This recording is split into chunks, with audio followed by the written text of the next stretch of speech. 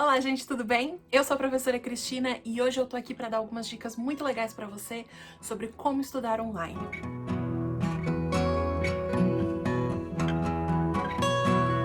A primeira dica que eu dou, e uma das mais importantes, é: tenha um cantinho para chamar de seu.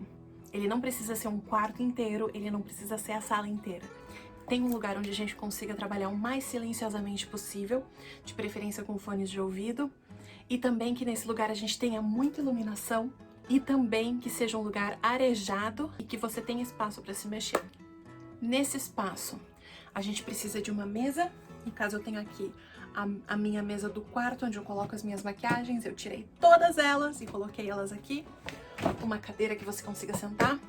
Tem gente que tem cadeira de escritório. No meu caso, eu tenho uma mais ou menos de escritório. E tem gente que vai usar a própria cadeira da cozinha mesmo. E traga ela pro quarto ou para esse lugarzinho que você consiga se concentrar um pouquinho mais. Outra dica muito importante: organize o lugar que você vai estudar. Então, se você vai estudar no seu quarto, que ele esteja organizado e que você consiga se sentir confortável. Às vezes, se a gente está num quarto bagunçado, a nossa cabeça está pensando muito mais na arrumação dele do que de fato no estudo que a gente está fazendo. Então, fica muito mais fácil da gente se desconcentrar durante as nossas aulas pela internet, ou durante os nossos exercícios, ou mesmo durante o nosso trabalho. Então, tudo organizadinho, hein? Arrume sua cama. Agora eu tenho algumas dicas em relação à nossa postura quando a gente usa o computador. Em primeiro lugar, tome muito cuidado com as suas costas, viu? Poucos minutos numa postura errada vão te deixar com dor por uma vida inteira. Então, para nos ajudar, pegue uma almofadinha e coloque ela de apoio na parte de baixo das costas, na nossa lombar. Isso vai ajudar com que a gente mantenha as nossas costas retas e evite as dores nas costas no futuro. Outra coisa muito importante: o nosso computador tem que estar na altura dos nossos olhos. Então a gente precisa nivelar a altura do nosso notebook ou do nosso monitor do computador para que fique o mais próximo possível dos olhos. Tem duas estratégias. A primeira é que a gente coloque livros ou cadernos para que a gente consiga subir esse nível. E assim a gente fique com menos dor nas costas. A próxima dica é que você tenha um suporte específico para isso. Existem vários suportes à venda no mercado, todos eles para que você consiga ter a tela na altura dos seus olhos. A organização da mesa de estudos e a seleção dos objetos em cima dela é muito importante para o nosso estudo também. Em primeiro lugar, precisamos de um computador com uma boa conexão de internet e conectado a uma fonte de energia.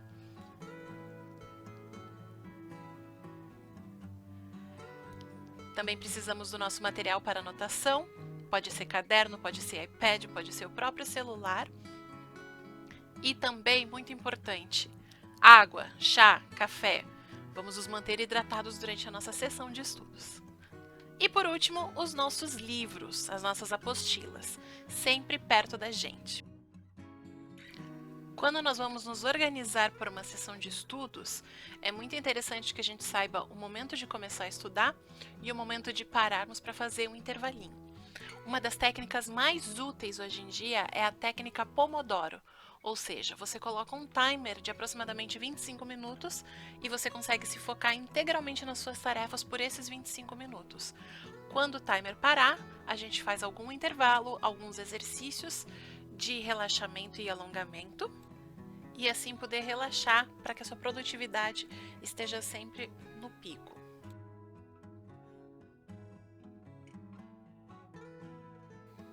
Alguns exercícios que você pode fazer ainda sentada é esticar as mãos e alongar as suas costas e os seus braços,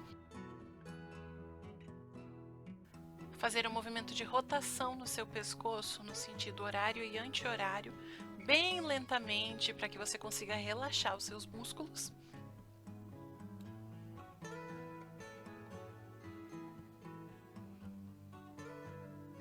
E também colocar as mãos na cabeça para que você consiga alongar as suas costas e o seu peito. Algumas dicas importantes de produtividade na frente do computador: feche todas as abas que não tenham a ver com o seu estudo. Redes sociais, Facebook, e-book, e-mail. E se você quiser, escolha alguma playlist de concentração no YouTube para te ajudar nesse momento. Nós vamos deixar algumas dicas aqui também. Outra dica interessante é, faça uma lista das coisas que você tem que fazer. Eu sugiro para você tomar essas listas no Google Keep na função de checkboxes.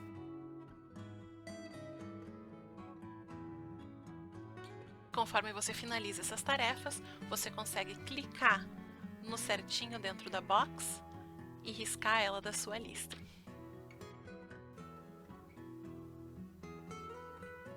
Essa atividade pode até parecer simples, mas você criar uma competição saudável consigo mesmo vai te dar um gás a mais para que você consiga fazer essas atividades até o final do dia. Então você vê a lista das coisas que tem que fazer, faz elas, depois volta lá para o Google Keep e coloca o OK na caixinha.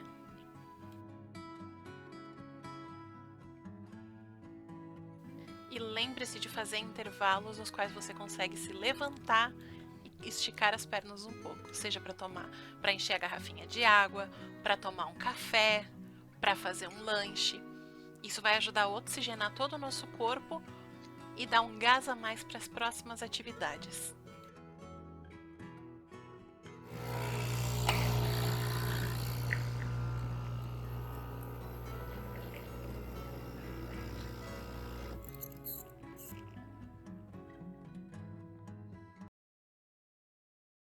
Agora algumas dicas práticas para que a gente consiga estudar inglês usando a internet. A primeira dica que eu dou é para você procurar vídeos no YouTube com assuntos que você goste para poder aprimorar o seu listening, a sua escuta. Alguns vídeos do YouTube já vêm com legendas e outros têm legendas automáticas, que podem te ajudar a ver a palavra.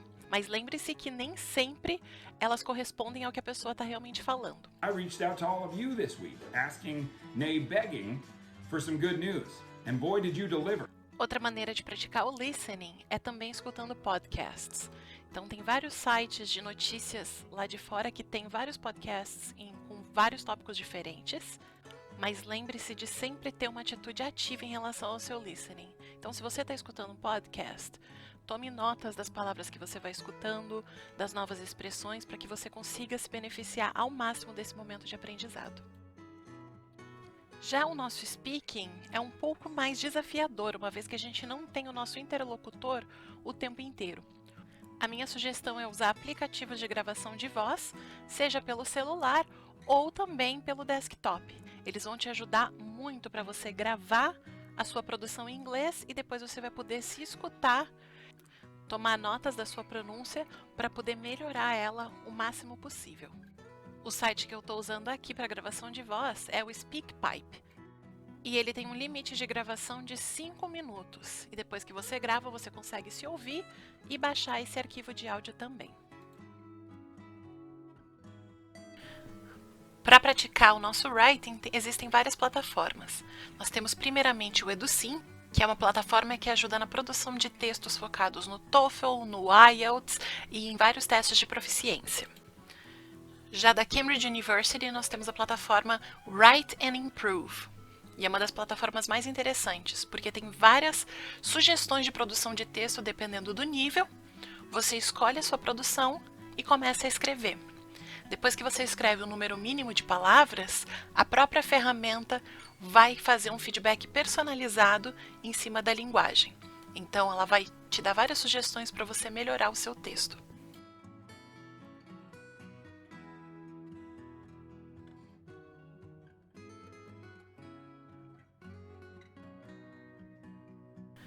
E a última dica é uma extensão do Google Chrome chamada Grammarly. Você adiciona essa extensão e ela ajuda você a melhorar o seu texto através do Google Docs. Então você pode escrever a sua composition, seja para a cultura inglesa, seja para os seus textos, e depois ela vai poder te ajudar te dando sugestões de melhoria. Já para a gente praticar a nossa leitura, nada melhor do que os próprios sites de notícia em língua inglesa. Tem a BBC, tem a CNN, The New York Times e tantos outros. O interessante, a sugestão que eu vou dar aqui é, quando você instala a extensão do Grammarly, que eu falei anteriormente, você consegue selecionar palavras que você não conhece E o Grammarly vai te dar a definição dessas palavras em inglês. Então é uma maneira de você aumentar enormemente o seu vocabulário e ter uma atitude ativa em relação à sua leitura em inglês. Como por exemplo aqui com a palavra borders.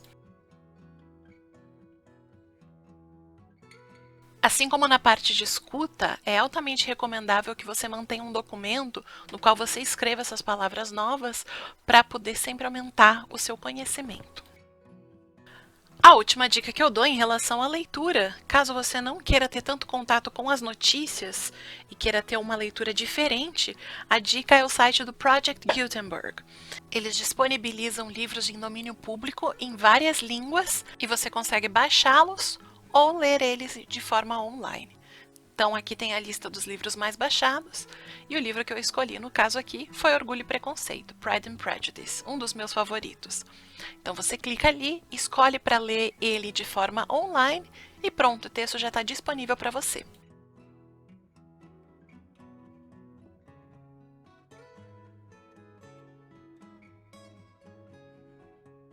E para você que é aluno cultura inglesa, nós temos algumas plataformas extras para o seu aprendizado em língua inglesa.